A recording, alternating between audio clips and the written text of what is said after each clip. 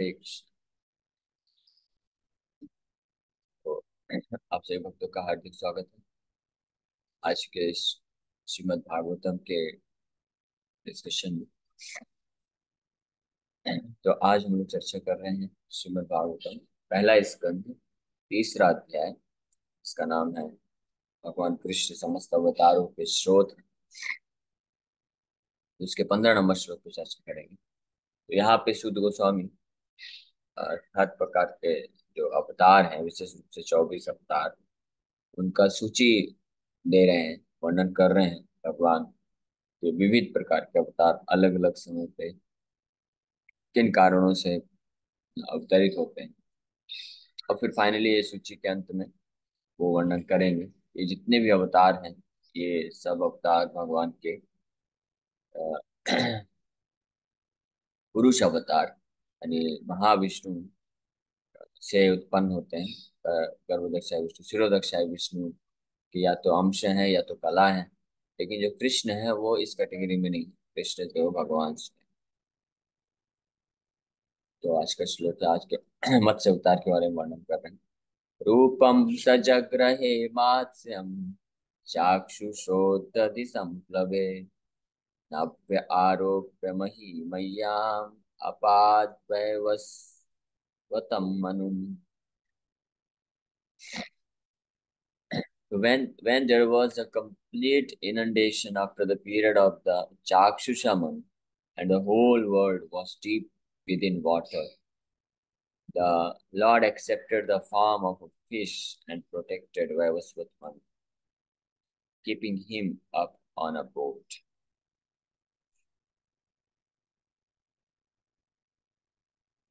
तो ये मत्स्य अवतार भगवान चाक्षुषा मनु, यानी जो छठवा मनु है। ब्रह्मा जी के एक दिन में 14 मनु होते हैं, हमने चर्चा किया था। तो पहले मनु का क्या नाम है, में से कौन बता सकता है? चैट बॉक्स में लिख कर भेजिए पहले मनु का नाम। तो जो छठवें मनु हुए, जिनका नाम चाक्षुषा मनु हुआ, तो वो छठवें मनु के पश्चात जब भगवान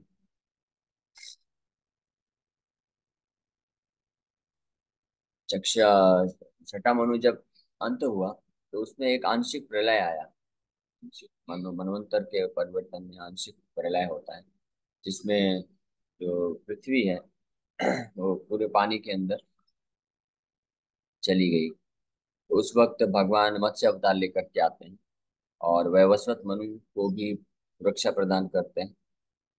और साथ ही साथ में समस्त प्रकार के जितने वैदिक साहित्य हैं और जड़ी बूटियां हैं, हर्ब्स हैं, अलग अलग प्रकार के जो स्पीसीज हैं, उन सब के बीज रूप में भगवान उस नाव में सुरक्षित रखते हैं, जब तक वो डिवास्टेटिंग वाटर, प्रलय का जो जल है, जब तक रहता है।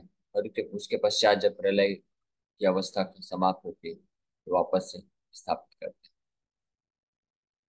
तो ये मत्स्य अवतार का मुख्य प्रयोजन है।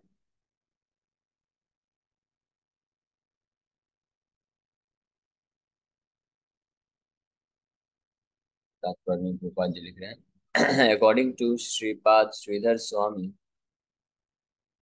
the original commentator on the Bhagavatam, there is not always a devastation after the change of agreement. And yet, this inundation after the period of Chakshusha Manu took place in order to show some wonders to Satyavrata. But Sri Jiva Goswami has given definite proofs from authoritative scriptures like Vishnu, Dharmottara, Markandeya Puran, and Harivamsa, etc., that there is always a devastation after the end of each and every one. Srila Vishwanath Chakravarti has also supported Sri Jiva Goswami, and Sri Chakravarti has also quoted from Bhagavatamrita about this inundation after Vishnu. Apart from this, the Lord, in order to show special favor to Satyavrata, a devotee of the Lord, in this particular period, incarnated himself. तो ये इस प्रकार का ये नौवा, इसमें लिखा नहीं है। नौवा, जो नौवा अवतार था पिछले पृथ्वी महाराज का, तो ये 10वां अवतार के रूप में मत्स्य रूप के लिए। रूपम सजग्रहे मात्स्यम। मात्स्य मतलब मछली के अवतार के रूप को भगवान स्वीकार किए। रूपम, फॉर्म, मत्स्य फॉर्म को स्वीकार करते हैं। चाक्षुषा उददधि संप्लवे नाभि आरोप्य, नाव में आरोपित करके वही पृथ्वी को, पृथ्वी जब पूरी तरह से इस प्रकार के जल में डूबी हुई थी, तो उसको नाव्य आरोप्य मही मय्याम आप अपात वैवस्वतम, वैवस्वत में रक्षा प्रदान करते हैं। तो इसके इसकी जो कथा है विस्तार से ये 8वें स्कंद में वर्णन किया जाएगा। 8वें स्कंद में भगवान जो है प्रकट होते हैं। तो सबसे पहले जब स्नान कर रहे थे अ, मनु महाराज, तो उनके हाथ में जब पानी लेते हैं तो एक छोटी सी मछली के रूप में प्रकट होते हैं। तो वापस से मछली को गिरा देते हैं, लेकिन जैसे फिर वापस से स्नान के लिए फिर से हाथ में पानी लेते हैं तो वापस से हाथ में आती है। तो इस तरह से कई बार हाथ में आ रही थी। मनु महाराज विचार किए कि हो सकता है ये मछली को लेके चलना चाहिए। तो वो उस मछली को ले लेते हैं और अपने ही महल में एक छोटा सा टब में उस मछली को स्थापित कर देते हैं। फिर कुछ समय पश्चात देखते हैं अगले दिन, तो वो मछली अपना इतना बड़ा रूप हो जाता है उसका कि वो टब में फंस जाती है, वहां पे तैर नहीं पा रही। तो वो विचार करते हैं कि अब इसको बड़े टैंक में डालना पड़ेगा। तो एक बड़ा टैंक बनवा के उसमें डाल देते हैं। फिर और बड़ी हो जाती है अगले दिन, तो फिर उस मछली को वो अपने ही पास में राज्य में तालाब में डाल देते हैं। लेकिन उसमें भी फिर इतनी बड़ी हो जाती है कि फाइनली उनको वापस से समुद्र में ला के डालना होता है। तब भगवान जो है मत्स्य अवतार उनको ये सूचना देते हैं कि उनका अपना जो असली पहचान है वो प्रकट करते हैं और बताते हैं कि अब से कुछ दिन पश्चात ये पूरा आपका जो राज्य है पृथ्वी, इसमें जो है पानी से भर जाएगा, जल से। तो आप एक बहुत विशाल नाव को तैयार करो और उसमें आप अपने साथ जितने भी ऋषि मुनि हैं, जितने भी जड़ी बूटियां हैं, अलग अलग स्पीसीज हैं, उनको आप उसमें डाल दो। और जब तक ये प्रलय रहेगा तब तक मैं आपको सुरक्षित उस बोट में तैराते रहूंगा, और जैसे ही प्रलय का जल खत्म होगा तो वापस से फिर नया मनवंतर चालू करता है। तो ये है मत्स्य अवतार की कथा।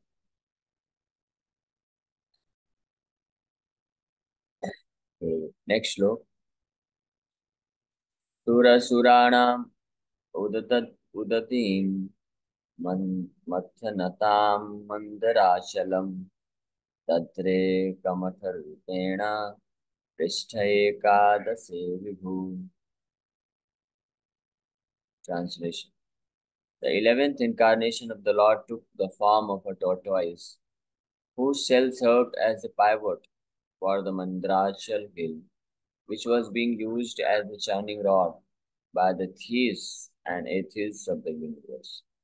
समुद्र मंथन लीला जो भगवान ने किया, तो उसमें एक और विशेष अवतार होता है जिनका नाम है कच्छप अवतार, या कछुए का अवतार लेते हैं, टॉर्टॉइस इनकारनेशन। समुद्र मंथन लीला कराने का इसका भी कथा बड़े विस्तार से आएगा। आई थिंक 8th कैंटो में ही, 8वें स्कंद में ही इसका भी कथा आता है। तो जब देव असुर संग्राम होने वाला था, देवता और असुरों के बीच में युद्ध छिड़ चुका था। और देवता लोग गए थे भगवान विष्णु के पास प्रार्थना करने के लिए कि मदद करें। भगवान अवतार लेके आए और असुरों से वध करके उनका, असुरों को पराजित करें। भगवान इस बार उनको एक दूसरा टैक्टिक, दूसरा तरीका बताते हैं। इस बार अवतार लेके आके युद्ध करने की आवश्यकता नहीं। इस बार आप लोग साथ में मिलके एक प्रोजेक्ट पे काम करें। तो भगवान सिखाना चाहते थे देवताओं को कि असुरों के साथ भी संधि करके, मित्रता करके, उनको साथ में रख के आप कुछ कार्य करो। तो भगवान ने सुझाव दिया कि मंदराचल पर्वत को रॉड बना करके, जो मिल्क ओशियन, भगवान ही इस ओशियन में विश्राम करते हैं, क्षीर सागर, तो आप वहाँ पे चर्निंग करिए, तो उसमें से अमृत प्राप्त हो। और वो अमृत जब आप लोग ले लेंगे तो आपकी शक्ति बढ़ जाएगी, और आप फिर असुरों का जो है आराम से उनको पराजित कर सकें। तो ये प्रपोजल लेके गए थे देवता लोग असुरों के पास, और वो लोग भी अमृत चाहते थे, तो तुरंत स्वीकार कर लिए और तैयार हो गए, यस हम लोग करेंगे। तो भगवान की योजना अनुसार सबसे पहले मंदरांचल पर्वत को लेके आए। यहाँ पे जैसे वर्णन है, मंदराचलम ददरे, ददरे मतलब मंदराचल पर्वत को धारण किए। ये बड़ी विशेष कथा है। ये जो ऐसी कथा है समुद्र मंथन लीला, इसमें ये स्पष्ट पता चल जाता है कि भगवान अ, विष्णु ही हर प्रकार से देवता और असुरों को सपोर्ट करता है, हर प्रकार से। उनकी उनके ही कृपा पे ये जो पूरा प्रोजेक्ट सफल होता है। हालांकि बाहरी रूप से ऐसा दिखता है कि देवताओं असुरों ने मंथन किया और अमृत प्राप्त किया, लेकिन सब भगवान की कृपा से चल रहा। एक तो भगवान ने उनको ये सबसे पहले तो ये ज्ञान दिया, सुझाव दिया कि आप ऐसा मंथन करके अमृत प्राप्त कर सकते हैं। ये देवताओं और असुरों को पता नहीं था। फिर मंदरांचल पर्वत जब लेने गए तो वो इतना भारी पर्वत था कि सारे देवता और असुर उसको किसी तरह से प्रयास करके उठाए तो सही, लेकिन उठाते इतना भारी था कि सबके सब उसके नीचे दब के मर गए। तो भगवान विष्णु को खुद आना पड़ा और अब दृष्टिपात करके उनको पुनर्जीवित करते हैं और मंदराचल पर्वत को उठाते हैं, और गरुण देव के ऊपर सवार करके और समस्त देवी देवताओं और असुरों को भी साथ में लेकर के वो आते हैं क्षीर सागर में। तो मंदराचल पर्वत को भी उठा के लेके आए। फिर उसके बाद भगवान ने उनको आज्ञा दिया कि अब इसको आप वासुकी से बांध के अब चर्निंग करना प्रारंभ करो।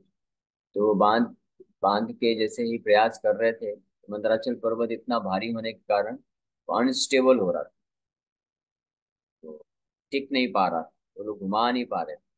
तो भगवान को तब एक और अवतार लेना पड़ा, जिसका नाम है टॉर्टोइस या कच्छप अवतार। तो कच्छप अवतार लेके भगवान समुद्र के नीचे जाते हैं और मंदराचल पर्वत को धारण कर लेते हैं अपने पीठ में। तो इतना भारी पर्वत था कि सारे असुर और देवता मिलके भी उठा नहीं पा रहे थे। भगवान कच्छप इतने आसानी से उसको अपने पीठ पे धारण कर लिए कि सुखदेव गोस्वामी वर्णन करते हैं कि भगवान कच्छप को ऐसा लग रहा था जैसे कि जिस किसी के शरीर में इचिंग होता है, खुजली होता है, तो उसको खुजलाने के लिए कुछ चाहिए, कभी कोई वस्तु लेकर के ऐसे खुजलाता है। तो भगवान कच्छप के पीठ में तो मंदराचल पर्वत उसी प्रकार से कार्य कर रहा था, जैसे उसका इस्तेमाल करके भगवान अपनी पीठ को खुजला रहे हैं, भगवान को आनंद आ रहा है। इस प्रकार से बड़ी आसानी से उसको धारण करके रखे। इसके पश्चात भी कार्य सिद्ध नहीं हुआ, क्योंकि वो इतना भारी पर्वत था कि देवता असुर फिर भी उसको बैलेंस नहीं कर पा रहे थे। क्योंकि नीचे से तो भगवान ने धारण कर लिया, लेकिन ऊपर से अभी भी वो जब हो रहा है तो बार बार गिर रहा। तो भगवान विष्णु फिर एक और अवतार लेते हैं और ऊपर से अपने हाथ से उस पर्वत को ऊपर से बैलेंस बना के रखते हैं, धारण कर लेते हैं। तो नीचे से भी कच्छप अवतार, ऊपर से भी एक विष्णु का अवतार, और उसको जो है बचा के रखते हैं। तब ये देवता असुर लोग चर्निंग करते हैं। और उसके पश्चात भी कहानी खत्म नहीं हुई। जब चर्निंग करते हैं, बहुत तपस्या होती, मेहनत होती है। इसमें भी एक बड़ी विशिष्ट लीला हुई कि पहले तो देवता लोगों ने सर्प का मुंह पकड़ के रखा था, मुंह के तरफ थे, और असुर लोग पूंछ के तरफ थे। तो असुर लोग कंप्लेन किए कि हम क्या, हम पीछे हैं क्या, हम कम हैं, हमको पूंछ पकड़ा दिया है, खुद मुंह पकड़े हुए। तो फिर उन्होंने एक्सचेंज कर लिया, एक्सचेंज किया, और असुर लोग मुंह को पकड़ लिए। अब वो फिर वापस से करने लग गए चर्निंग। तो वासुकी का जो चर्निंग के दौरान इतनी मेहनत हो रही थी कि उनके मुख से पूरा विष निकल रहा था। तो वो विष ज्वलनशील था, तो वो जलते जलते किसी तरह ने असुरों ने वो सब कार्य किया। और उसके पश्चात भी सबसे पहले तो हलाहल निकल गया, फिर ये लोग परेशान हो गए, फिर भगवान विष्णु के पास गए बचाने के लिए। फिर भगवान जो है उनको मदद करते हैं। इस बार भगवान भगवान शिव को क्रेडिट देना चाहते थे, तो उनके पास भेज दिए कि जाओ, भगवान शिव बड़े दयालु हैं, आप उनको प्रार्थना करो वो इस विष को जरूर स्वीकार कर लेंगे। तो जब ये देवता असुर यहाँ से जा रहे हैं, और पीछे से भगवान ने व्हाट्सएप में डाल दिया भगवान शिव को, कि देखो आप बहुत दयालु हैं, ये लोग आएंगे आपके बच्चे, और आप कृपा करके इनके प्रपोजल को स्वीकार कर लेना। मुझे मालूम है कि आपको अमृत नहीं चाहिए, आप तो परम विरक्त हैं, लेकिन आप इनके ऊपर कृपा करने के हेतु ये विष का कुछ उपाय ढूंढिए। ऐसा व्हाट्सएप डाल दिए मैसेज, पहले ही भगवान शिव सुन चुके थे। तो जैसे ही देवता असुर पहुंचे, तो उन्होंने तुरंत स्वीकार कर लिया। अब बहुत अच्छा प्रवचन वहां पे देते हैं भगवान शिव, और बताते हैं ये मेरा परम सौभाग्य है, भगवान विष्णु ने ये मेरे को आदेश दिया है ये सेवा करने का। और इसमें फिर वहाँ पे एक वर्णन करते हैं भगवान शिव कि जो भी व्यक्ति अ, अपने आप को रिस्क में डाल करके, कष्ट उठा करके दूसरों के कल्याण के लिए कार्य करते हैं, तो भगवान नारायण उससे अत्यंत प्रसन्न हो जाते हैं। और मेरे पास ये शुभ अवसर मुझे घर बैठे बैठे प्राप्त हो रहा है भगवान नारायण को प्रसन्न करने का, तो मैं इसको कैसे ठुकरा दूं। तो फिर भगवान शिव तैयार हो जाते हैं, जाते हैं, विष का पान करते हैं। फिर उसके पश्चात धीरे धीरे अलग अलग चीजें निकलती हैं।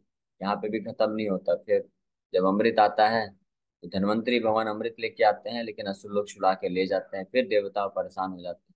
तो फिर भगवान के एक बहुत ही स्पेशल विशेष अवतार लेके आते हैं, न भूतो न भविष्य। ऐसा अवतार किसी ने सोचा ही नहीं होगा, क्योंकि भगवान तो पुरुष है, हमेशा पुरुष का अवतार लेके आते हैं। लेकिन इस बार भगवान विष्णु स्त्री का अवतार लेके आ गए, मोहिनी मूर्ति के नाम से विख्यात। तो है पुरुष ही, कंट्रोलर ही, लेकिन बाहरी रूप से वो स्त्री का अवतार लेके आए, और इतनी सुंदर, मन को मोह लेने वाली स्त्री बन गए। लक्ष्मी से भी ज्यादा सुंदर स्त्री का रूप धारण कर लिया। तो जितने असुर थे, देवता थे, सब जो है उनके सुंदरता को देखकर ही वहीं पे पूरी तरह से मोहित हो गए, प्रभावित हो गए।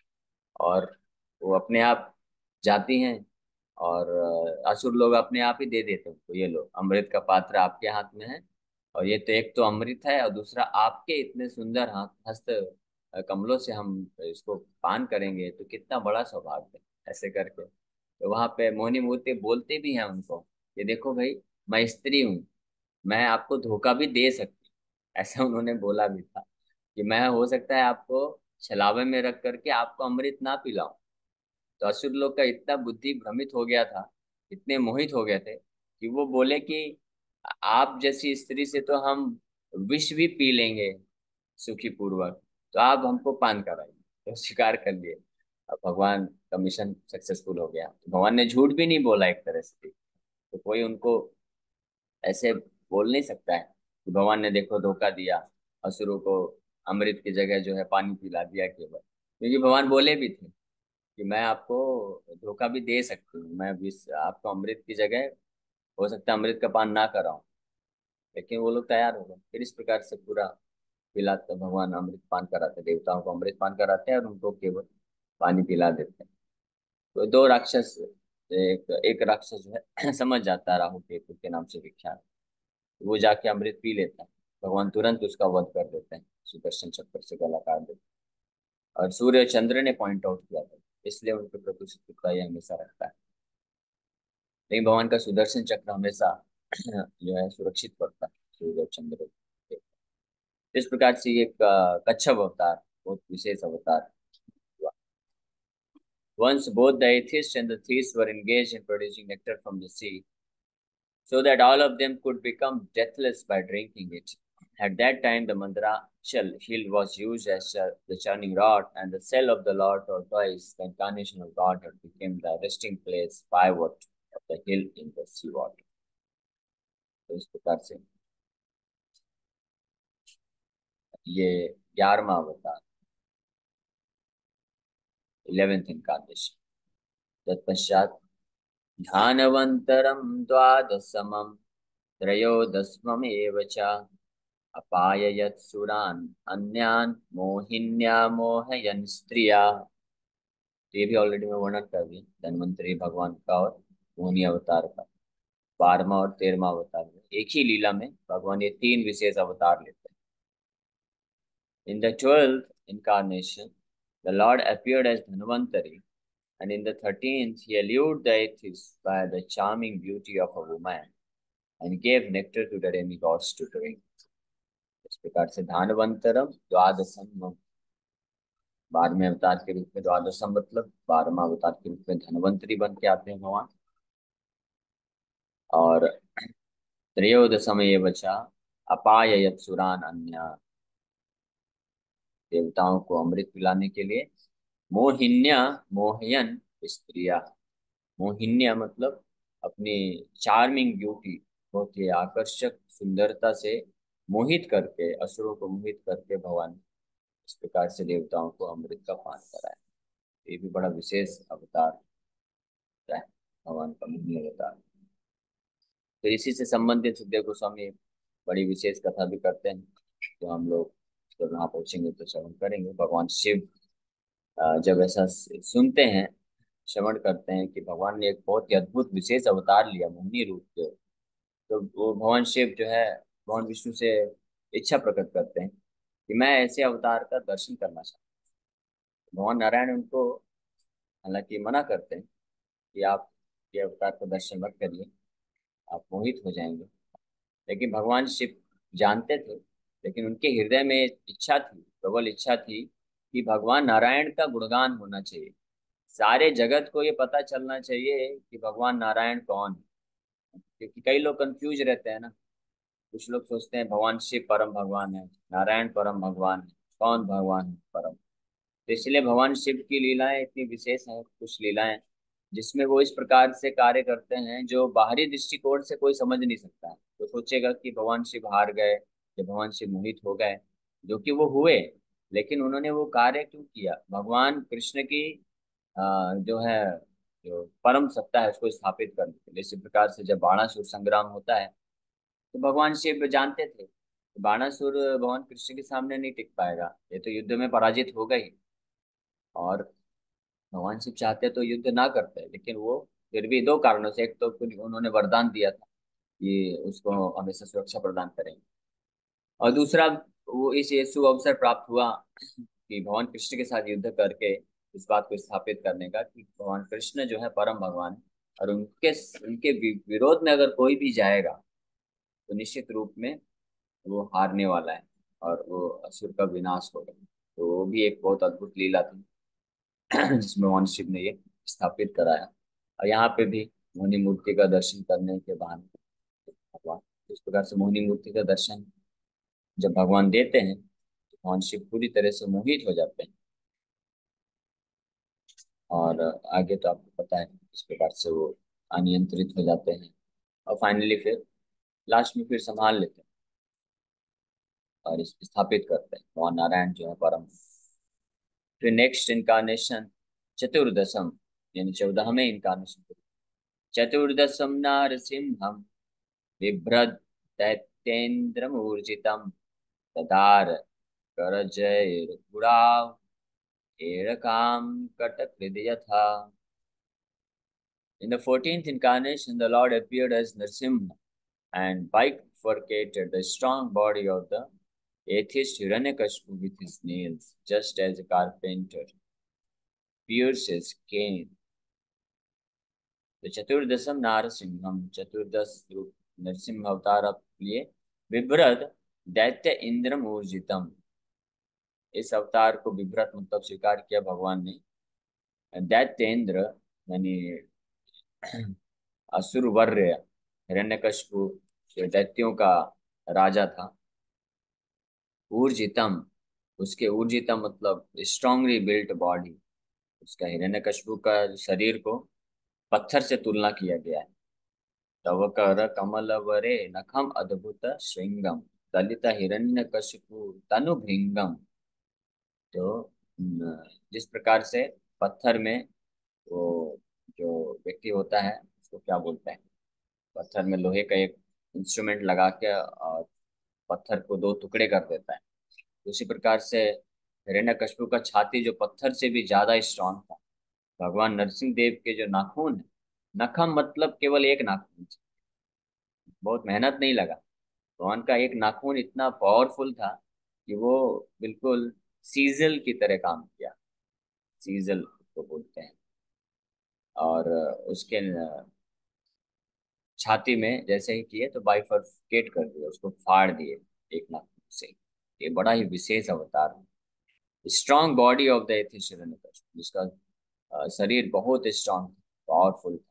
यानी इंद्र अगर वज्र का भी प्रभाव प्रहार करेंगे तो उसके छाती को प्रभाव नहीं पड़ेगा, इतना इतना पावरफुल छाती। तो उसको भगवान अपने एक नाखून मात्र से दो टुकड़े में कर देते हैं। तो ये भी सातवें स्कंद में विशेष जो लीला है, अवतार है भगवान का, ये होता है। और बहुत सुंदर ये कथा है। सातवां स्कंद पूरा डेडिकेटेड है हिरण्यकशिपु, ये नरसिंह भगवान की कथा के लिए, प्रहलाद महाराज के चरित्र के लिए। और उसमें विशेष गुणगान प्रहलाद महाराज का किया जाता है। और ये कथा स्वयं नारद मुनि सुनाते हैं महाराज युधिष्ठिर को। सोचिए, नारद मुनि कौन है? प्रहलाद के गुरु हैं। तो प्रहलाद के गुरु, लेकिन गुरुदेव इतने प्रसन्न हो गए प्रहलाद की शुद्ध भक्ति से कि प्रहलाद ने अपनी भक्ति के बल पे साक्षात भगवान को ऐसा अद्भुत रूप लेने के लिए मजबूर कर दिया। उस अद्भुत रूप में और अद्भुत तरीके से प्रकट हुए। सत्यम विधातुम निज भृत्य भाषितम, कि अपने भृत्य, अपने सेवक, अपने प्रिय सेवक, प्रिय भक्त प्रहलाद की बात को सत्य स्थापित करने के लिए भगवान नरसिंह देव खंभे से प्रकट हो गए। न मानुषम न मृगम अद्भुतम रूपम। खंबे से प्रकट हो, कहीं से जन्म नहीं ली। क्यों? अपने भक्त प्रहलाद की वाणी को सत्य करने के लिए। कि बोला था ना उन्होंने, हिरण्यकशिपु ने पूछा कि अगर भगवान सब जगह है तो ये इस खंबे में है क्या? तो प्रहलाद महाराज तुरंत बोले हाँ है। तो हिरण्यकशिपु तुरंत गुस्सा हो गया, बोला कि अगर है तो तुम्हारे भगवान को अभी मैं मार देता हूँ। तो एक अपने फिस्ट, हथेली से एक मुक्का मार के पिलर को तोड़ दिया था। और जैसे ही तोड़ा, इतनी भयानक आवाज आई, इतनी भयानक आवाज आई कि उस सभा में तो कई लोग तो बेहोश हो गए। हिरण्यकशिपु को समझ में नहीं आया कि ये इतना भयानक आवाज कहाँ से प्रकट हुई। वो भी घबरा गया खुद। फिर जब भगवान निकलते हैं फाड़ के, पहले तो पूरा धूल धूल हो जाता है, दर्शन नहीं कर पाता है। उसके बीच में से फिर फाइनली थोड़ा उसके बुद्धि, क्योंकि आवाज सुनने से वो इतना प्रभावित हो गए थे सब लोग, पूरे ब्रह्मांड में आवाज पहुंची थी भगवान की गर्जना, इतने गुस्से में प्रकट हुए थे। तो उसके पश्चात फिर दर्शन लेकर देता है तो पूरा दंग रह जाता है, ऐसा अद्भुत अवतार भगवान लेके आ गए। तो इस प्रकार से प्रहलाद की भक्ति से प्रसन्न होकर के जो गुरु, उनके गुरु गुरु महाराज नारद मुनि पूरे गदगद हृदय में उन्होंने गुणगान करना प्रारंभ किया। तो पूरा एक स्कंद है प्रहलाद का, वो गुणगान करते हैं हिरण्यकशिपु की कथा। उसमें हिरण्यकशिपु, सॉरी, नरसिंह भगवान की जो कथा है, नरसिंह भगवान का जो प्राकट्य है और हिरण्यकशिपु को मारना, ये तो कुछ श्लोकों में हो जाता है। फिर बाकी के अध्यायों में विस्तार से प्रहलाद के चरित्र का वर्णन करते हैं, प्रहलाद प्रहलाद के गुणों का वर्णन करते हैं, प्रहलाद का जो शिक्षाएं हैं उसका भी वर्णन करते हैं। फिर प्रहलाद के भगवान नरसिंह देव के प्रति जो प्रार्थना अर्पण किया उसका वर्णन करते हैं। तो ये होता है गुरु का भाव, कि गुरु भी अत्यंत प्रसन्न हो जाते हैं ऐसे शिष्य के प्रति, जो शिष्य भगवान भगवत भक्ति में बढ़ चढ़ के आगे जाता है और जो भगवान को प्रसन्न कर लेता है, शुद्ध भक्ति को प्राप्त कर लेता है। इस प्रकार से आज हम चतुर्दश अवतार, चौदह चौदहवें अवतार पर चर्चा की, जो कि नरसिंह का अवतार है। बाकी हम लोग कल चर्चा करेंगे। तो थैंक यू वेरी मच। किसी पर कोई प्रश्न है? हरे कृष्ण प्रभु जी। प्रभु जी बस ये पूछना था कि जैसे अभी हिरण्यकश्यप और प्रहलाद की बात लास्ट में जैसे आपने बताई, तो उसमें हिरण्यकश्यप के कुछ पुण्य रहे होंगे इतने ज्यादा, तभी उनको प्रहलाद जैसा पुत्र हुआ। और वैसे ही प्रहलाद जी को भी ऐसा कुछ कष्ट मिलना था जो इतनी तपस्या करनी पड़ी उन्हें। मतलब ये थोड़ा सा प्रश्न आता है, कितना कॉन्ट्राडिक्ट कॉम्बिनेशन कैसे एक घर में। मतलब हरे कृष्ण। तो प्रहलाद महाराज का कुछ पाप रहा होगा इसलिए कष्ट मिला, ये नहीं है सत्य। और हिरण्यकशिपु का जो आपने बताया वो मैं बताऊंगा। तो प्रहलाद महाराज के माध्यम से भगवान कई बार अपने नित्य सिद्ध पार्षद को ऐसी परिस्थिति में प्रकट कराते हैं ताकि उनके उदाहरण, उनके माध्यम से एक आदर्श उदाहरण प्रस्तुत कर सके, कि उस समाज के लोगों को भी आशा मिले कि हम भी भगवान की भक्ति करके आगे बढ़ सकते हैं। अगर भगवान अपने सारे शुद्ध भक्तों को केवल अच्छे ही वैष्णव परिवार में ही जन्म देंगे या शुद्ध ब्राह्मण के परिवार में जन्म देंगे, तो बाकी लोगों को लगेगा कि ये तो लगता है भगवान का भक्ति मतलब जो अच्छे परिवार में जिनका जन्म हुआ है केवल वही कर सकते हैं। हम तो शूद्र परिवार में, हम तो मुस्लिम हैं, हम तो राक्षस हैं, हम दैत्य हैं, हम नहीं कर सकते। इसलिए भगवान ऐसे अवतार देते हैं, जैसे नामाचार्य हरिदास ठाकुर को मुस्लिम परिवार में जन्म दिए। और यहाँ तक कि हमारे बहुत सारे, ज्यादातर जो आचार्य हैं उसमें से बहुत कमी है जो ब्राह्मण परिवार में। कल शिला भक्तिदान सरस्वती ठाकुर का हमने 150वां वर्षगांठ सेलिब्रेट किया, तो वो भी ब्राह्मण परिवार से नहीं थे। वो भी ऐसे जो है परिवार से जन्म लिए, और भी अन्य भी। और आज भी प्रेजेंट टाइम पे भी इस्कॉन के ऐसे महान भक्त हैं, कुछ शुद्ध भक्त हैं जो अमेरिका जैसे देशों में जन्म लिए, है ना, अफ्रीका में जन्म लिए। भक्ति तीर्थ स्वामी महाराज प्रभुपाद जी के एक अनन्य शिष्य हुए, भगवान के शुद्ध भक्त, वो तो अफ्रीका में जन्म लिए। तो भगवान इस प्रकार से जन्म देते हैं ताकि वहाँ उस सोसाइटी के लोगों को इनकरेज करने के लिए और उनके उदाहरण को प्रस्तुत करके वो लोग आगे भक्ति कर सकें। और रही बात हिरण्यकशिपु का, तो यस, हिरण्यकशिपु के द्वारा भक्ति हुआ था थोड़ा। जब कयादु प्रहलाद की माँ, वो उनको भगवान के प्रति थोड़ा, धर्म का प्रति उनको विश्वास था, रुचि था, भगवान की भक्त थी वो। तो प्रहलाद को जन्म देने के पूर्व वो ऐसे शुभ अवसर का इंतजार कर रहे थे कि कोई ऐसा शुभ अवसर हो उस समय हिरण्यकशिपु के साथ संग किया जाए और प्रहलाद जन्म। तो एक तोता या कबूतर था जो भगवान नारायण का नाम ले रहा था, और बार बार हिरण्यकशिपु के कान में जा रहा था। कान वो सुन सुन के वो परेशान हो रहा था, वो भी फिर पीछे पीछे नारायण नारायण बोल रहा था। ये क्या है, तोता बार बार नारायण नारायण नारायण बोल रहा था। तो उस वक्त उसकी चेतना में वो नारायण थे और नाम जप कर रहा था। उस वक्त जो है कैदु माता ने संग किया था, और उसके फलस्वरूप ही प्रहलाद का जन्म हुआ। इसलिए एक शिक्षा भी मिलती है कि जितने भी गृहस्थ भक्त हैं उनको गर्भदान संस्कार करना चाहिए। तो गर्भधान संस्कार तो कर्मकांडी तरीके से भी होता है, लेकिन प्रभुपाद जी ने बड़े सरल भाषा में हमारे लिए बताया है कि जो भी गर्भदान के दिन पति और पत्नी दोनों को 50 माला का जप करना चाहिए कम से कम, और निर्जला फास्टिंग करना चाहिए, निर्जला व्रत रखना चाहिए, 50 माला का जप करना चाहिए। और फिर उस शुद्ध चेतना में भगवान के बारे में कुछ श्रवण करना चाहिए, भगवान का कथा सुनना चाहिए, पढ़ना चाहिए, भागवत पढ़ना चाहिए। फिर उस शुद्ध चेतना में जब वो गर्भदान करेंगे तो एक वैष्णव संतान की उत्पत्ति। तो ये एक पुण्य, भक्ति रूपी पुण्य हुआ था, इसलिए प्रहलाद का जन्म। Okay. Thank you Prabhu ji. Hare Krishna Hare Hare Krishna. Krishna.